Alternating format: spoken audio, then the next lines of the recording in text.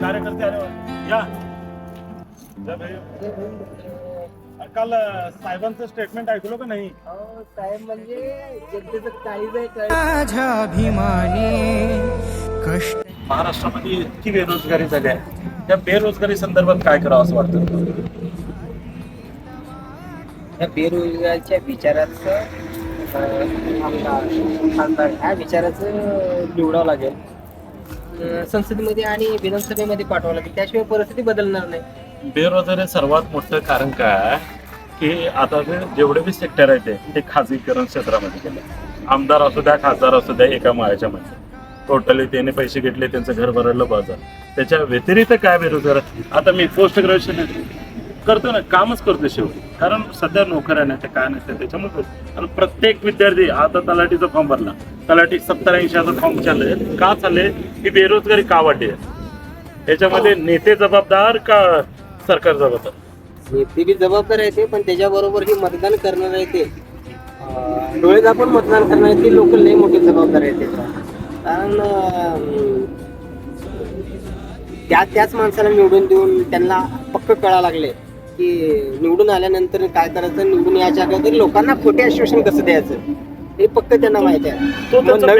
नवीन तडफदार तरुण अशा माणसाला निवडून देण्याची गरज आहे. तेव्हा ही लोकशाही आणि खरी खरी लोकशाहीच्या विचारानं लोकशाही चालेल. आता तुम्हाला सध्या वाटते की लोकशाही सध्या जिवंत आहे म्हणून?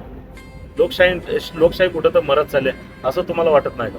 100% आम्ही तर बेरोजगारी आहे. आता मला वाटतंय आता त्या दिप्ते सारख्यांनी त्या तरुणाच्या पाठीमागे आपल्यासारखे तरुण तयार व्हायला पाहिजे, त्याच्या पाठीमागे जायला पाहिजे.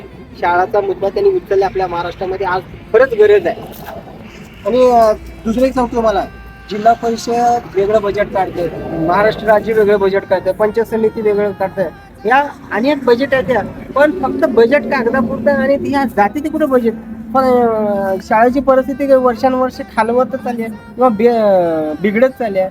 कुठे शाळा गळते आहे, तर कुठे संडास बाथरूम नाही, तर कुठे नळ नाही, तिथे खूप सुविधा नव्हत्या. आणि त्या बजेट तेवढ्या त्या शाळेवर खर्च केलेला बजेट दुनियाच आहे, एवढा आणि तेवढा आणि तेवढा नेमका खर्च झाला. महाराष्ट्रामध्ये 20,000 शाळा बंद पडल्या जिल्हा परिषदच्या. का बरं बंद पडल्या? अहो, एका विद्यार्थ्याला 1 ते 1ली ते 7वीच्या विद्यार्थ्याला 1-2 शिक्षक आहेत फक्त. का एवढी बेरोजगारी? का नोकर संख्या कमी झाली? कारण नोकरी भरतीच नाही सध्या. शिक्षक भरती नाही ना, पोलीस. किती जागा रिक्त आहेत? तलाठीच्या जागा रिक्त, ग्रामसेवकच्या जागा रिक्त, भरपूर प्रमाणात रिक्त आहेत. मग ते बेरोजगार जास्तीत जास्त शिक्षण घेऊन ते बेरोजगारातच आहे. नेट पेपर आता एक पेपर आता साधा केल्या बरेच आरोग्य निरीक्षक जागा होता. आरोग्य निरीक्षकची भरती एक पेपर 12 लाख रुपये. 12 लाख रुपये म्हणजे त्यानं पास झाला 12 लाख देऊन.